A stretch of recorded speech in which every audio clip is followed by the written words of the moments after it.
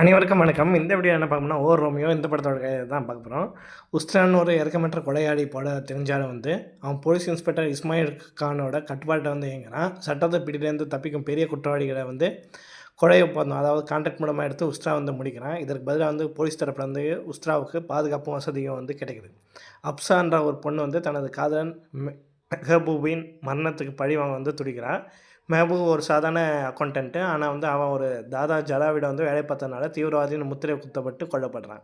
இதற்கு பின்னாடி இந்த ஜலால், இன்ஸ்பெக்டர் பாத்ரே, வழக்கறிஞர் அன்சாரி மற்றும் ஷங்கர் ஆகிய 4 பேரை அழிக்க அப்சாரா உஸ்தாராவோட உதவி நாடுறான். முதல்ல உதவி மறுக்கும் உஸ்தாரா ஒரு சந்தர்ப்பத்தை அன்சாரியிடம் அப்சாராவை காப்பாற்றுறா. அப்சாராவோட வராயத்தை பார்த்து உஸ்தாரா அவளுக்கு துப்பாக்கி சுடும் பயிற்சி அளிக்கிறான். இந்த பயணத்தில் உஸ்தாரா அவன் மீது காதலும் கொள்கிறான். ஆனால் அப்சாரோட இந்த இலக்கை மட்டும் குறியாக இருக்கிறான். அப்சரா தந்திரமாக இன்ஸ்பெக்டர் பத்ரா திருமணம் செய்து கொண்டு எதிரிகளை கூடாரத்துக்கூட நுழைகிறான். விநாயகர் சதுர்த்தி விழாவின் போது சங்கரை கொண்டு தன் பழி கணக்கை தொடங்குறான். இன்ஸ்பெக்டர் பத்ரே உஸ்தாராவை தீர்த்து கட்ட மெட்ரோ ரயிலை தாக்குதல் நடத்துகிறான். இது உஸ்தாரா கழுத்தை குண்டடிப்பட்டு ஆற்றுல அங்கேருந்து தப்பிக்கிறான்.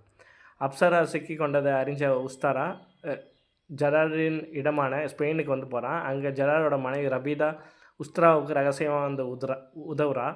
இது ஸ்பெயினில் நடக்கும் உக்கிரமான மோதலை உஸ்தாரா ஜலாலோட அடியாட்களை வேட்டையாடுறான். இறுதியில் உஸ்தாரா ஜலாலை அடித்து வீழ்த்த அப்சா தனது காதலனை கொண்ட ஜலாலை சுட்டு கொண்டு பழி வாங்குறான். மும்பையில் திரும்ப உஸ்தாரா மருத்துவமனையில் இருக்கும் இஸ்மாயில் கானை சந்தித்து இந்த யுத்தம் தொடரும் என்பதை சுட்டி காட்டுறான். அதோட இந்த படத்தோட கதை முடியுது. நன்றி.